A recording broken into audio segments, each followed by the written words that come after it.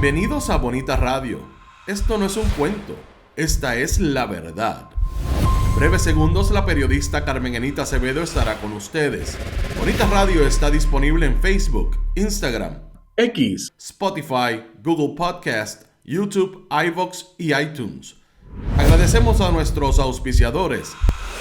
Vega Coop, de tu lado siempre. Las transmisiones son viables también gracias al apoyo de ustedes.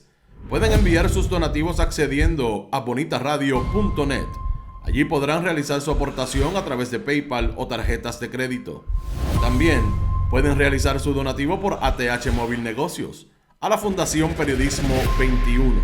O pueden enviar un cheque o giro postal a PMB número 284, P.O. Box 194000, San Juan, Puerto Rico 00919-4000.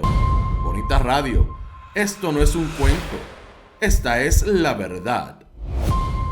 Con ustedes, la periodista Carmen Enita Acevedo, en directo desde el estudio Roberto el Indio Acevedo.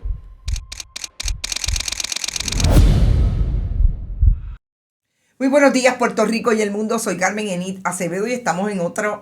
Esto es lo último diferente de cara a las elecciones. Allá un mes de las elecciones generales, 31 días.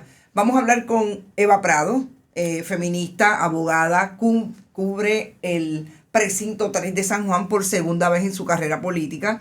En el 2020 estuvo a punto de ganar y en el 2024 parece que asoma más contienda interesante en San Juan. Recordemos que la alianza electoral se cumple casi en todos los escaños, sobre todo legislativos, en el caso de San Juan. Eva Prado, bienvenida a Bonita Radio. Muchísimas gracias por la invitación, Carmen.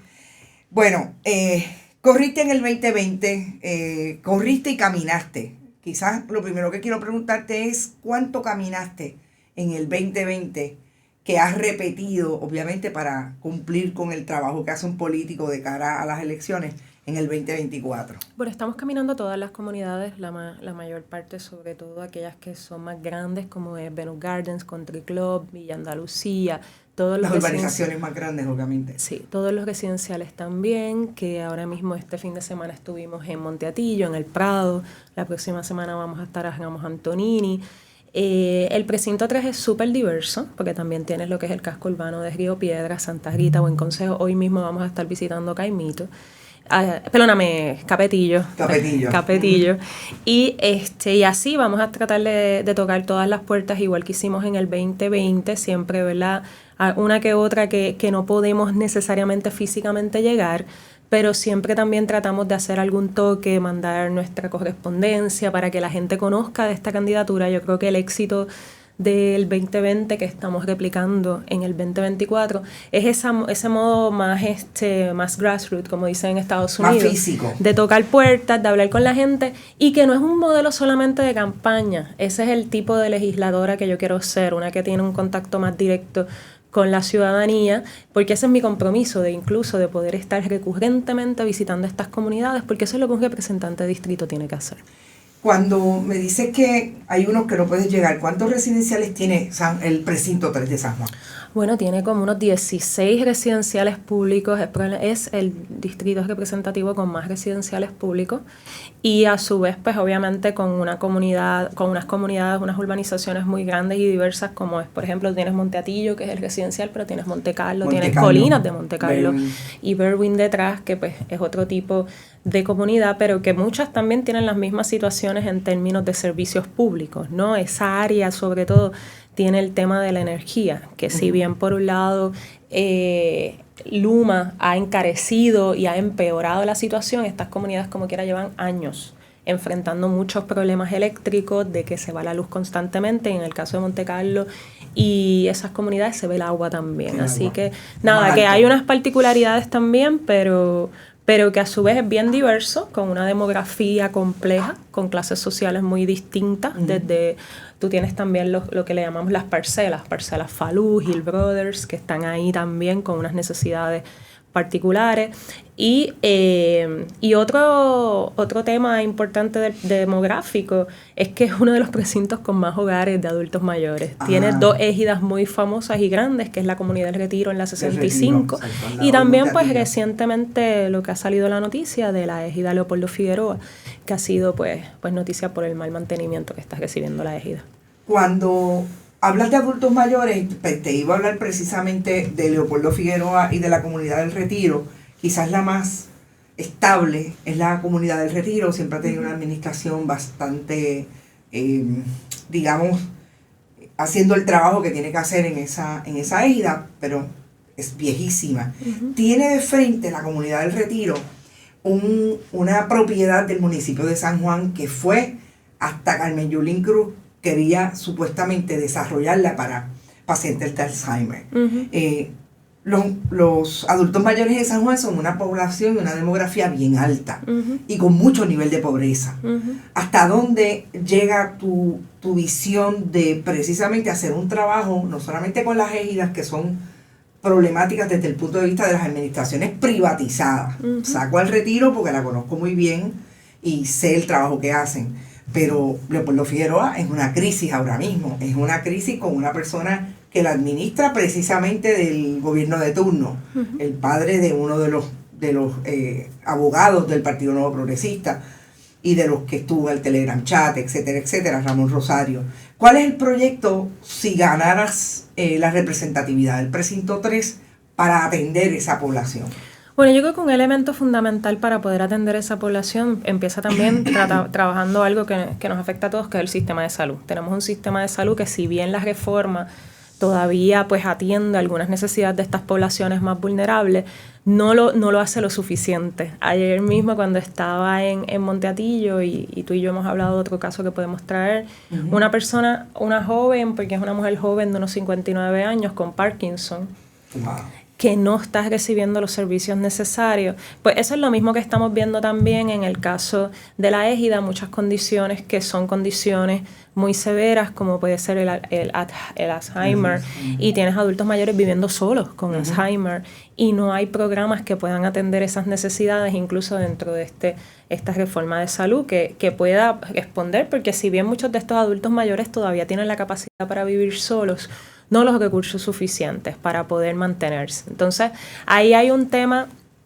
desde que sí hay todavía fondos, tanto federales como locales, para atender estas necesidades, que esos fondos no están llegando, que me preocupa mucho que el modelo que está asumiendo Vivienda Pública y en la égida Leopoldo Figueroa me asusta más, es de casi tratar estos residenciales como condominios privados, donde de repente no hay derecho a nada, que al contrario, que entonces empieza este sistema de cobro de renta, que parecería como si también aquí no viviera gente con unas necesidades particulares. Y cuando te hablo del cobro de renta, es que ahora mismo el tema en la égida Leopoldo Figueroa es que le están cobrando a esas personas un montón de dinero sin recibir ningún tipo de servicio. Entonces, cuando ellos lleguen allí, ellos llegan con una promesa de que van a un residencial público para adultos mayores. Y este residencial público, en su momento égida, ya ni siquiera eso. No sé si has visto que ahora los medios le llaman el condominio Leopoldo Figueroa. Y entonces, y de ahí, de la desinformación de los compañeros periodistas, ¿verdad? Y de ahí reduciendo cada vez más el margen. Y yo tengo que explicarle, pero es que sigue siendo bajo vivienda pública, y eso significa que sí hay una responsabilidad. Y aunque bien podemos decir, bueno, un residencial público lo que tiene que ofrecer es esto y lo otro, óyeme, como gobierno le estamos ofreciendo a esos adultos mayores esos servicios, y el problema es que si no se los rinde, tarde o temprano van a llegar a tu responsabilidad, porque ¿dónde los vas a tener? En las calles, y en la calle vas a tener que asumir responsabilidad. Así que qué mejor que tenerlos ahí, darle los servicios para mejorarle su calidad de vida, y los fondos los hay.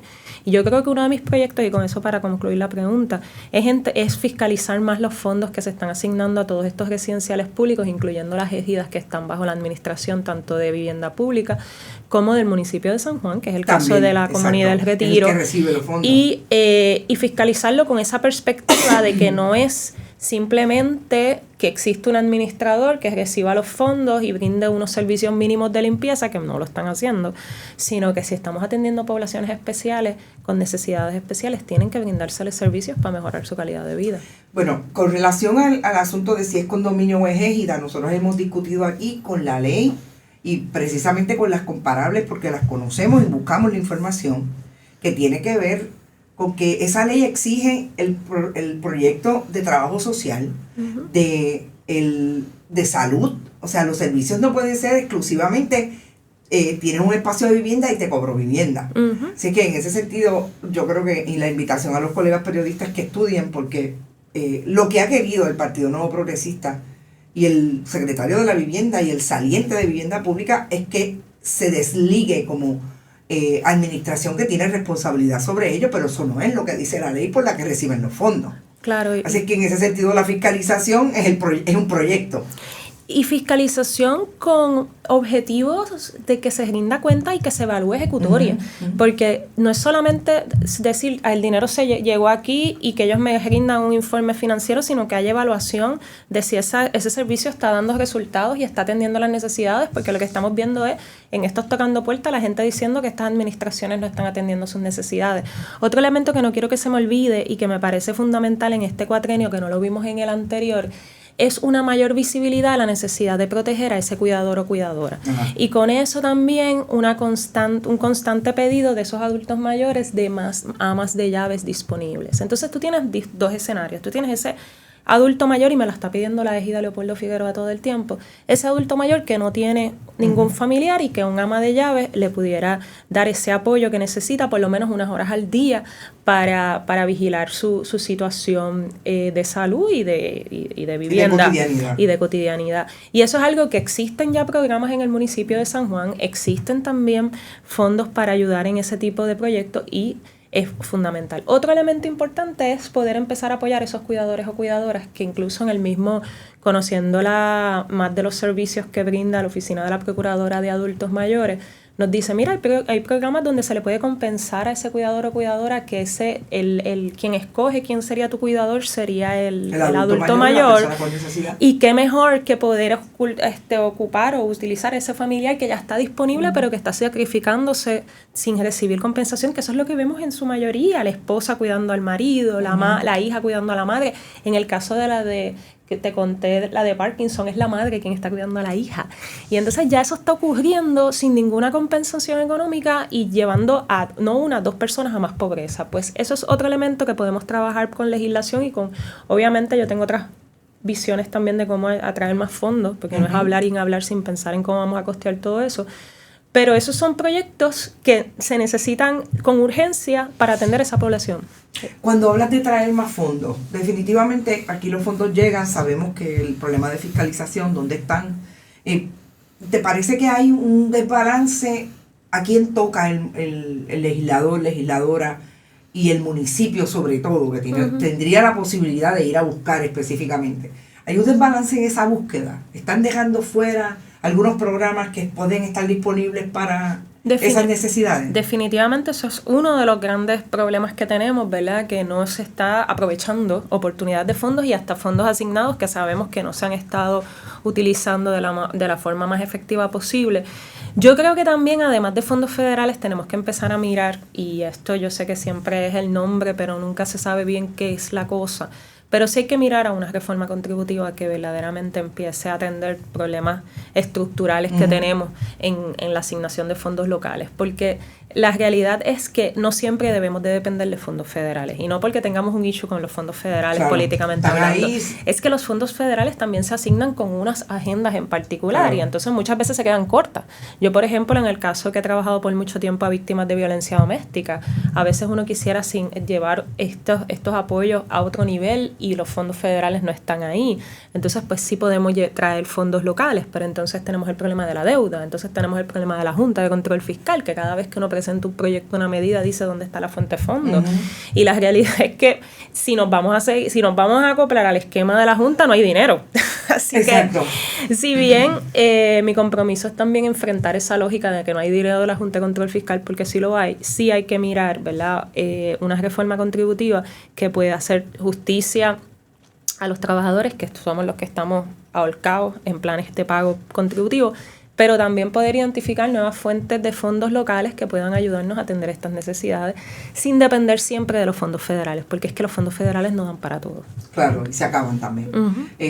Y los fondos de la recuperación también se van a acabar. Y que tenemos la amenaza, ¿verdad? Exacto. Sin mencionar lo de la posibilidad de que entre un presidente como es Donald Trump, que menos interés tiene en dar apoyo a proyectos sociales, de índole social, ni en Estados Unidos y menos en Puerto Rico. Y menos en Puerto Rico. Yo quisiera pasar al asunto electoral. En el 2020 se habló de la posibilidad de que no solamente a Manuel Natal, sino que tú cayeras también en esa redada de corrupción electoral, que pudieron haber utilizado los fondos de los encamados, el vaciado de listas en las égidas, el vaciado de listas en los hogares de asistencia de cuidado extendido, de cuidado asistido, etc.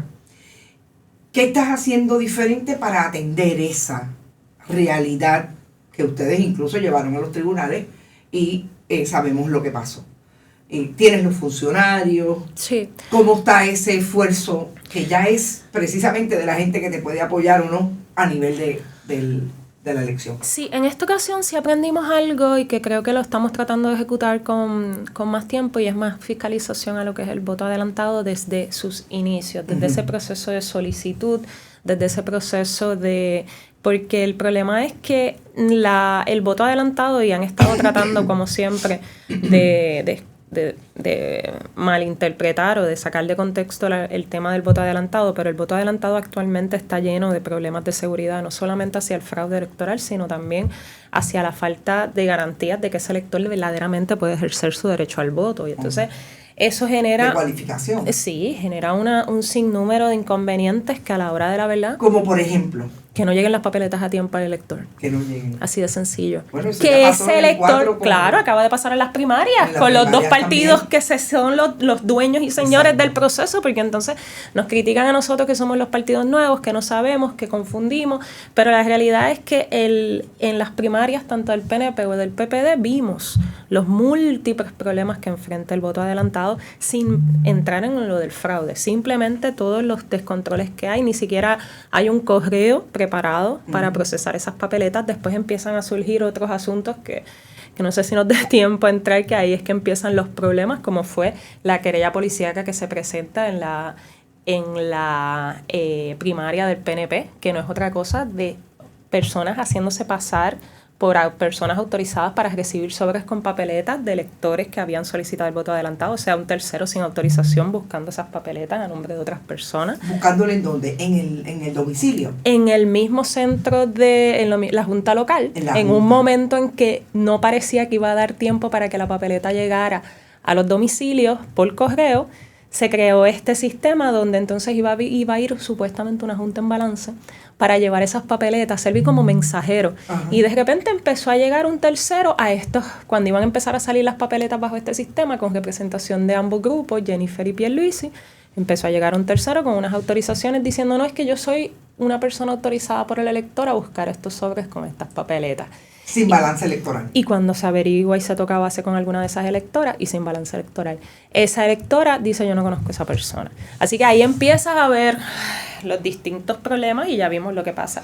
Lo que pasó en Miramar, la creación de lo que yo le llamo cuentas fantasmas, porque un adulto mayor en un asilo, porque estamos hablando de un asilo donde la mayoría están encamados o con condiciones de salud que no están atendiendo su correo electrónico, viendo su celular, le estás creando cuentas de correo electrónico y además de...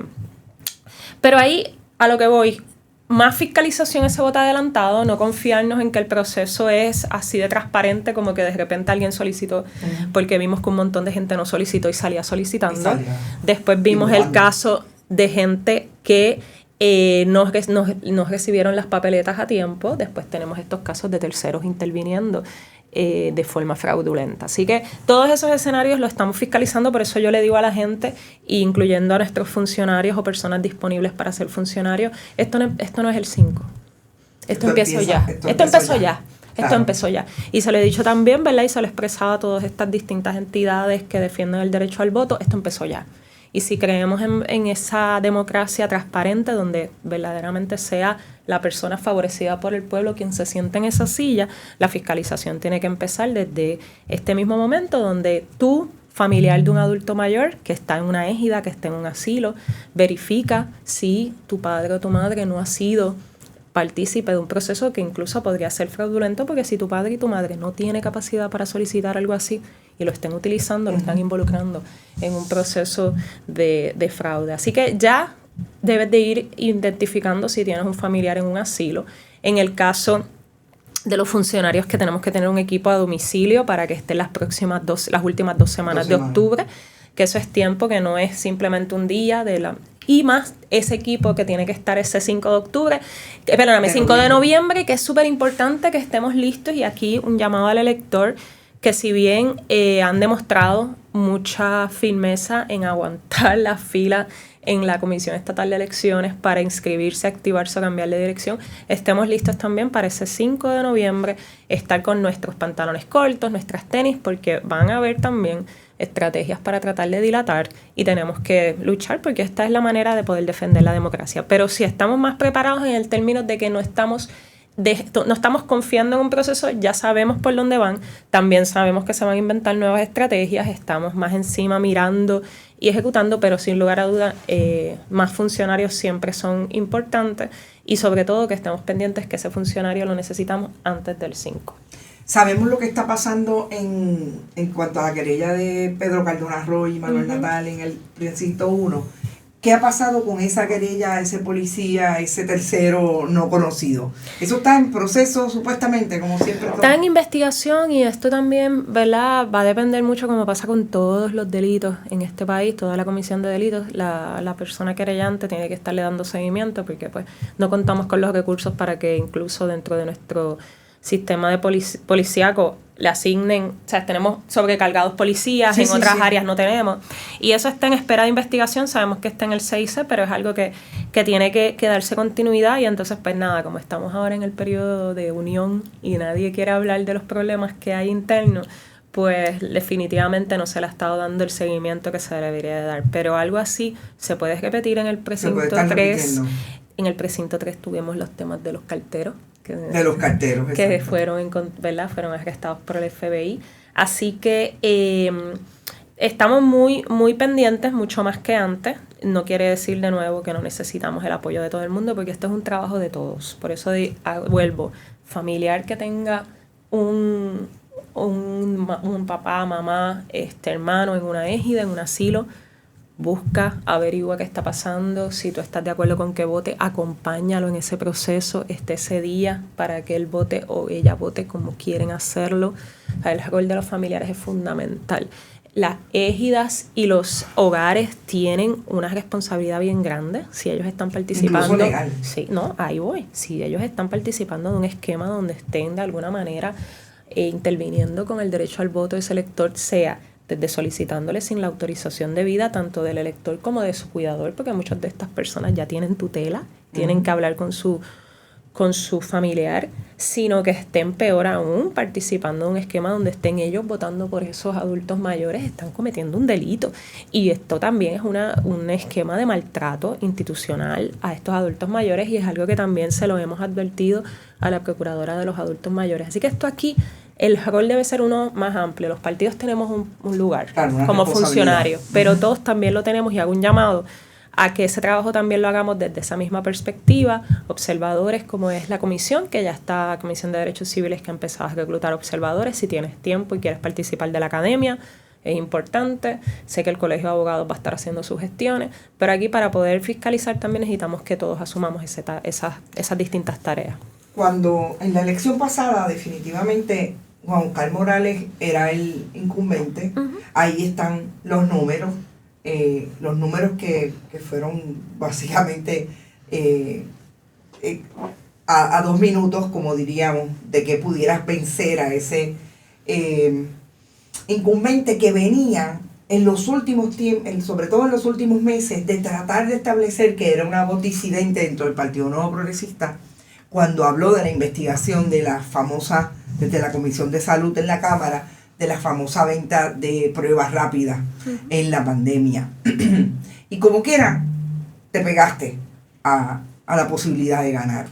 Juan Oscar Morales parece que escuchó y leyó la escritura en la pared, se fue al Senado con ese escaño que dejó Larry Selhammer. Y siempre tengo que decir esto aquí, Larry Selhammer, que sabemos que se fue porque tenía una investigación en proceso con todo lo que significaba Darlene Hammer dentro de la estructura del contrato, famoso contrato de $300,000 y empleados de su oficina, de la oficina de Anthony Soto, pero que tenían vinculación con Darlene Hammer. Así que Juan Oscar Morales es esa figura que ha estado entre unos y otros, sin ser una figura presente para el distrito, el precinto 3 de San Juan.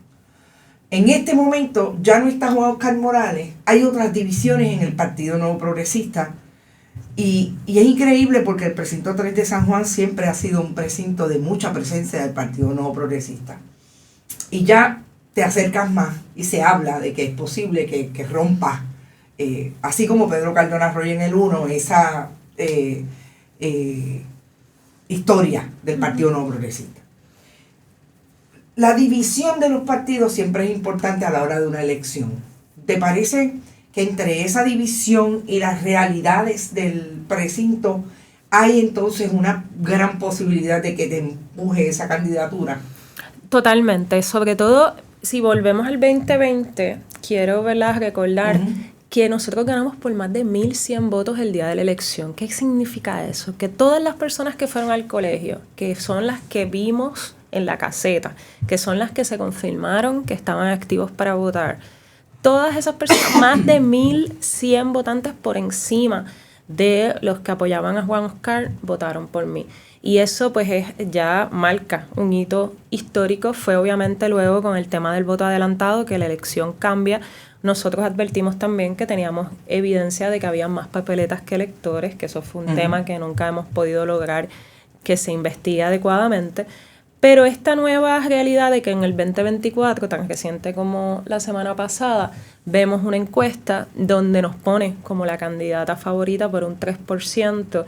Y eso es una muestra, ¿no?, de que lo que pasó en el 2020 no fue casualidad, es resultado de lo que sabemos que es una insatisfacción muy grande en el precinto 3 con la representación tanto de Juan Oscar en el 2020 como del actual incumbente en el 2024. Al punto, Carmen, que uno de los resultados que más interesante me pareció de la encuesta no es ni siquiera el apoyo hacia mí, es el desconocimiento que surge de esos encuestados a quién es el representante de distrito, y si aquellos que lo conocen y dicen, sí, este es el representante, más del 50% dicen que no ha hecho nada por su comunidad, y muchos, y la gran mayoría también expresó que en estos últimos 4 años, que eso también toca al señor alcalde, la vida en San Juan no ha mejorado en el precinto 3. Así que eso te demuestra que sí, que hay una sed y una sed de cambio, un apoyo increíble a salir del PNP que no ha hecho su trabajo para atender las necesidades en el precinto 3.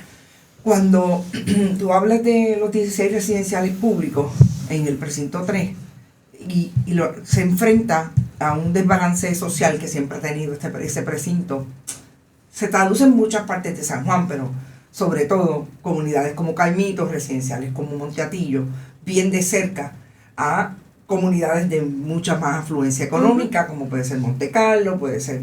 Cuando hablas con unos y otros, se repite lo que te dice la comunidad marginada y pobre versus otra que puede estar mucho mejor económicamente. Sobre los temas energéticos yo diría que es lo más que une. Que los une. Sí, quizás en el residencial lo más que ves es el tema de que se les han dañado enseres. En el caso de la urbanización, pues que los apagones ya son, ¿verdad?, a la orden del día. Yo te diría que también el elemento en común ha sido ese sentimiento de abandono. Y lo quiero resaltar porque muchas veces se cree que el residencial público está históricamente alineado con el Partido Nuevo Progresista o en algunos casos menos, pero también con el Partido Popular Democrático. Y si tú ves, la tendencia es a una inactivación de muchos residentes, ha habido una abstención de muchos residentes de los residenciales públicos como resultado de ese abandono. Y cuando yo he estado en todos esos residenciales, esa es la constante, decir, no, aquí desde la desconfianza al político, decirle que vienen un día y nunca vuelven, el que en el caso de las administraciones los han abandonado a enfrentarse con estas administraciones privadas que no atienden sus necesidades. Así que y en el caso de las comunidades con mayores recursos económicos, pues esa sensación de que los espacios comunes están abandonados, de que ese tema de las necesidades, como ahora mismo el tema con Luma, de que ellos tienen miles de querellas en Luma que nadie atiende y que por más que ellos le dan seguimiento, entonces buscan que ver si el gobierno puede intervenir y no pasa nada. Esos son algunos de los elementos, yo te diría, más fundamentales que vemos en común.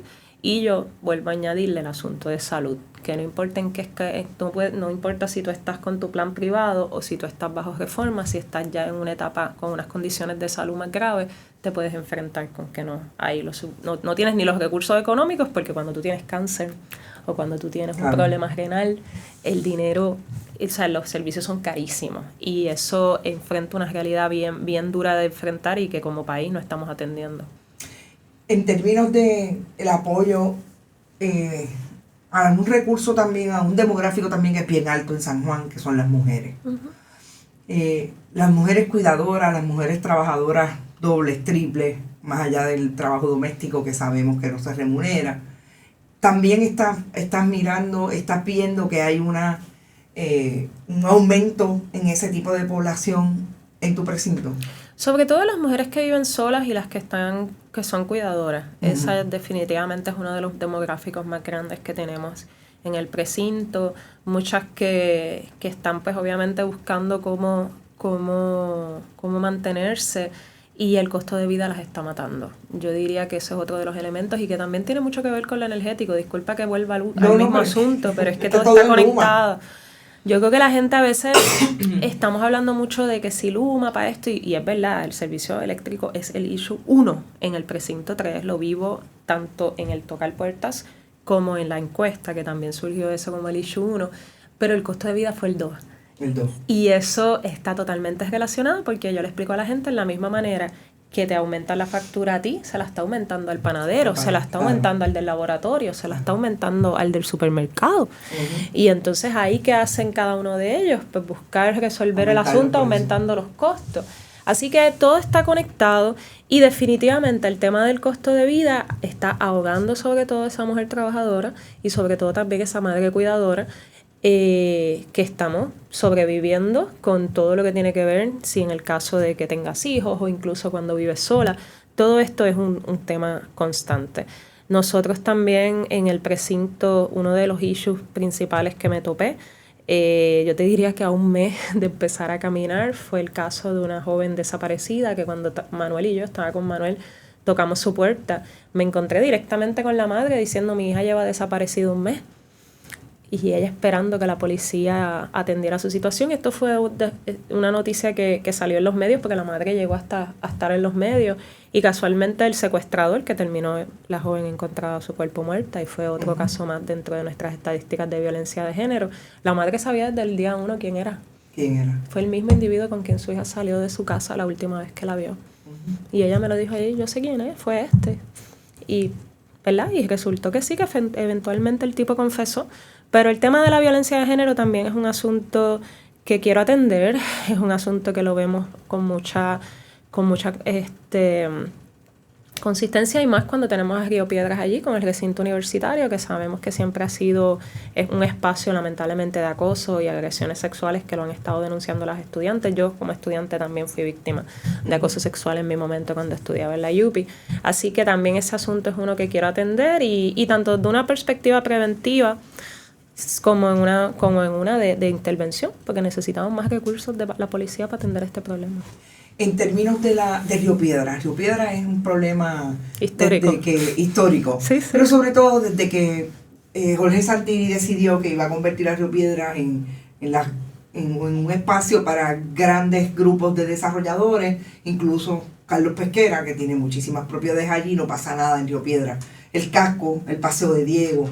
¿Cuáles son los planes que has visto y si los tienes en conjunto con Manuel? Hablamos mucho del problema de salud con Manuel, pero no entramos en Río Piedras. Sí, ¿qué es lo que debe pasar en Río Piedras? En Río Piedras tienes por un lado, ya los inversionistas entraron con mucha fuerza. Tengo que decir que incluso estamos esperando cuál es el plan del socio de Bad Bunny, que poco se habla de eso, pero el socio de Bad Bunny ha comprado un montón de propiedades. ¿Socio Alea Rima? No sabía. Sí. Pues eso es importante. ¿En qué parte de...? En el Paseo de Diego. El Paseo de Diego. Wow. Sí. Y eso es algo que, si bien en principio, ¿verdad?, no es una bandera roja, sí es una bandera roja que no tenemos información de qué es lo que se está está planificando. Y es una bandera roja porque ya en el pasado un proyecto de planificación que no incluya a las comunidades que ya están organizadas, porque tú tienes uno de los grandes errores que cometió Santini y que Miguel Romero no debe cometer, y que Manuel Natar está claro en hacer todo lo contrario, es que ese proyecto de desarrollo tiene que incluir a esa junta comunitaria, que incluya comerciantes, que incluya la Universidad de Puerto Rico, que incluya todos esos distintos componentes que forman Río Piedras, tienen que estar en esa mesa. La comunidad de inmigrantes. La comunidad de inmigrantes. Tienes que a Capetillo, que eso es, tú sabes, Capetillo es como hablar también de Barrio Obrero. Y entonces, y que es una comunidad bien vibrante que hace mucha actividad económica ahí. O sea, porque estos dominicanos tienen todos sus negocios allí, que eso genera muchísima actividad económica y que son parte de esa comunidad. Y entonces tú piensas, y eso es un problema. Mira, por ejemplo, hicieron un proyecto de vivienda que se llama el Diego Village. No sé si lo conoces. No.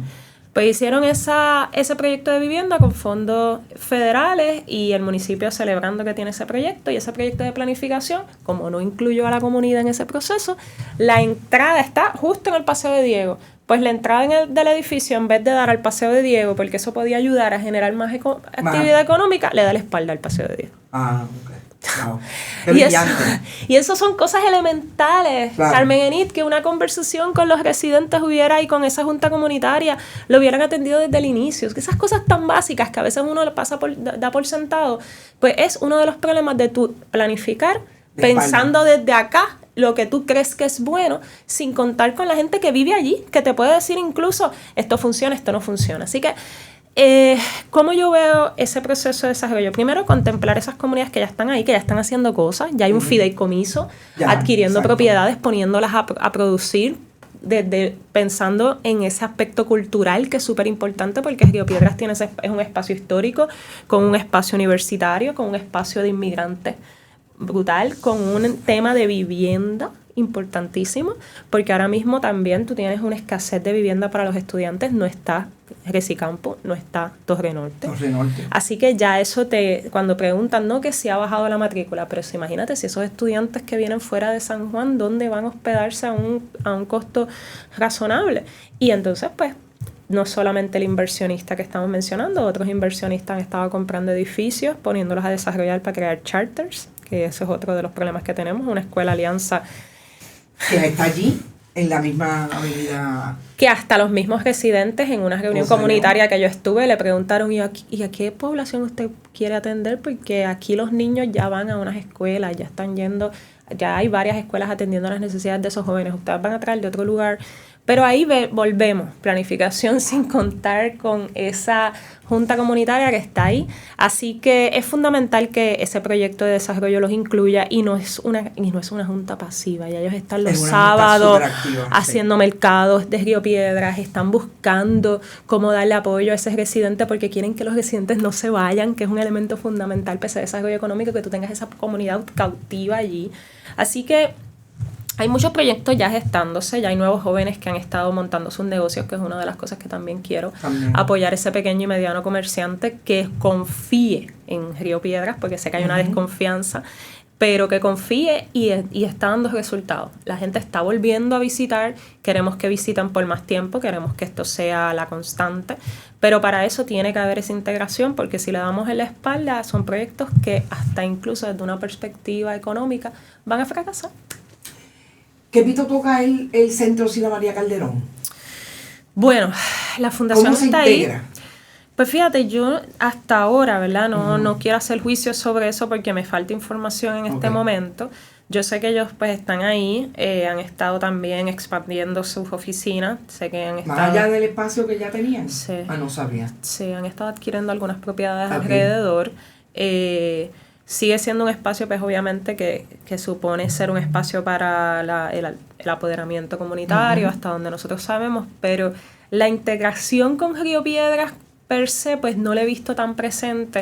Quien sigue siendo fundamental en ese proceso, pues ha sido Cauce, que es el proyecto histórico que promovió la Universidad de Puerto Rico, y el fideicomiso, que ha estado creciendo cada vez más, que adquirió lo que es el Teatro Paradise, que es un proyecto que se está gestando muy bonito, donde incluso Casa Pueblo ayudó a electrificar. Ahora están con La Milagrosa, donde también quieren crear un espacio para artistas, y por ahí seguir desarrollando. ¿El fideicomiso adquirió La Milagrosa? Sí.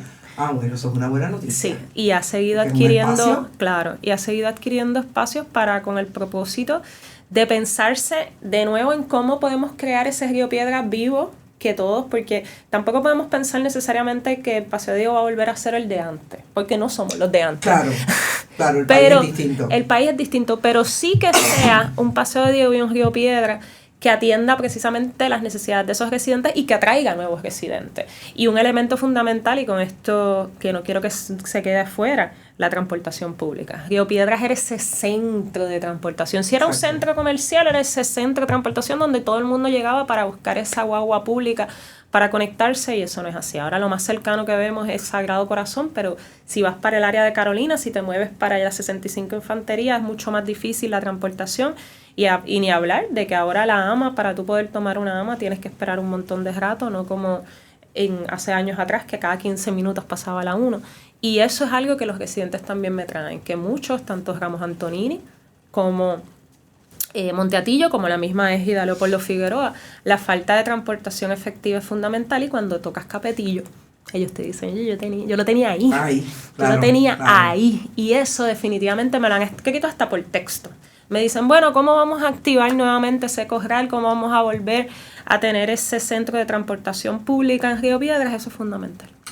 Hay un residencial público en el precinto 3 que es bien difícil. Y yo siempre he creído que es que nadie nunca se ha metido allí. Y es López y Caldo. Está más en el 2. Está más en el 2. Pero es un caso. Tiene una colindancia. Está allí, al ladito, estamos allí, ahí. Estamos en lo que era Desca hasta el frente. ¿Qué se hace? Y ahí hay una conversación interesante que es precisamente lo que yo puedo hacer con el representante del 2. Y sobre todo porque López y Sacardo presenta unos retos brutales. Primero, un modelo de vivienda pública que le transfirieron la titularidad a los residentes, y de ahí tú pensar, porque fue Romero, que fue un acto de justicia social porque le dieron titularidad, pero ahora mismo está abandonado. Al punto de que no tienen ni siquiera una infraestructura de alcantarillado adecuada. Cosas tan básicas, Carmen Enid. ¿Cómo fue eso? Al lado del terreno que ahora no se sabe qué van a hacer de la vivienda de los profesores de la universidad. Exacto. Entonces, toda esa área es un área que requiere atención. Tanto López y Caldo, yo estuve en una reunión también con la comunidad Victoria que está al frente, y cómo están todas unidas a Capetillo, y cómo lo ideal es que ese modelo de desarrollo comunitario que se está dando acá en Río Piedras con Capetillo, con Buen Consejo, con Venezuela, donde hay una integración comunitaria, se puede extender esa área. Porque esas comunidades allí, López y Caldo, como volvemos a decir, a mí me sorprendió cuando en una reunión me dicen, bueno, el issue principal es agua. Agua. No hay alcantarillado, necesitamos un problema, estamos ahí sobreviviendo. Entonces, en el siglo XXI. En el siglo XXI. Estamos hablando de algo así. En una vivienda, para colmo, que esto no estamos hablando de una parcela. Esto se construyó por el gobierno, era vivienda pública, y de repente porque se lo transfirieron la titularidad, pues de ahí va y breguen y sálvese quien pueda. Y el sálvese quien pueda fue que el resultado es que tienes allí gente tratando de sobrevivir sin una infraestructura adecuada básica. Bueno, el 5 de noviembre está a 43 días, ya a 30 días, cuando este programa salga al aire. El último mes. ¿Va a caminar hasta el día 4? Claro, y hasta el día 4, y con muchas ideas de distintas formas que podamos impactar desde esos adultos mayores, poderles hablar de que hay todavía muchas oportunidades de hacer cambios en nuestra realidad, sobre todo a través de la alianza, no solamente porque creemos que podemos llevar un mejor gobierno, sino que también es un mejor gobierno en términos de ser más sensible a las necesidades de todas estas poblaciones, porque creo que también hay que resaltar la alianza entre el Movimiento Victoria Ciudadana y el Partido Independentista. Si bien uno de los elementos fundamentales va a ser un proceso de descolonización serio que atiende el problema de la colonia, con todas las fórmulas de estatus, porque en Victoria Ciudadana tenemos estadistas, tenemos personas que creen en la libre asociación, Pero si ves todos los demás pilares, busca un gobierno limpio que atiende esas necesidades, desde ese adulto mayor hasta ese residente de vivienda pública, pero también esa persona que vive en la urbanización, que todos de alguna u otra manera dependemos de un gobierno, porque no hay nadie en este país que no dependa ni necesite que el gobierno funcione. Y eso es lo que queremos, un gobierno que atiende esas necesidades, y vamos a caminar todo ese precinto 3, y que para poder lograr esos cambios necesitamos ser mayoría en la legislatura. Y por eso mi promesa es ganar un distrito representativo y con eso cambiar la historia para que verdaderamente podamos ser mayoría alguna vez, porque si seguimos apostando a las de acumulación, vamos a seguir siendo minoría. Bueno, escucharon a Elba Prado, precinto 3 de San Juan, va por la alianza. Recuerden que la alianza de San Juan está constituida como tal, desde su alcalde hasta los escaños legislativos. Usted está en el 1, tiene a Pedro Cardona Roy, en el 3, Elba Prado. Distrito tienen a Adrián González Costa y a Rosa Seguí. Es interesante cómo las próximas elecciones van a romper con lo que tradicionalmente habíamos visto como una elección entre dos partidos. Ahí, aun cuando se colaban y se vinculaba a los independentistas como fiscalizadores y traían, en el caso de Denis Márquez, María de Lourdes Santiago, anteriormente otros, incluso Juan Dalmau, que fue senador, en este momento la pluralidad es mucho mayor. Así es que por eso hemos querido que usted los escuche. Hemos querido que venga el Partido Nuevo Progresista y que venga el Partido Popular. Ninguno de los dos en muchas instancias han querido contestar. Sí han venido los demás, y Proyecto Dignidad ni se diga. Joan Rodríguez Bebe ni compañía quieren saber de Bonita Radio. Lamentamos mucho eso, porque aquí es donde conversamos. Aquí nadie grita, aquí todo el mundo conversa, y sobre todo busca que nuestros internautas tengan la información y voten el día de las elecciones. Nosotros nos fuimos. Recuerden, otro próximo programa, en Esto es lo Último, otra entrevista con otro u otra candidata. Hasta ahorita. Bonita Radio. Esto no es un cuento. Esta es la verdad. Este programa fue traído a ustedes por Vega Coop, de tu lado siempre. Y no olvide que puedes realizar sus donaciones a través de ATH Móvil en la sección de negocios como Fundación Periodismo 21. O puede acceder a nuestra página de internet bonitaradio.net y donar a través de PayPal o tarjetas de crédito.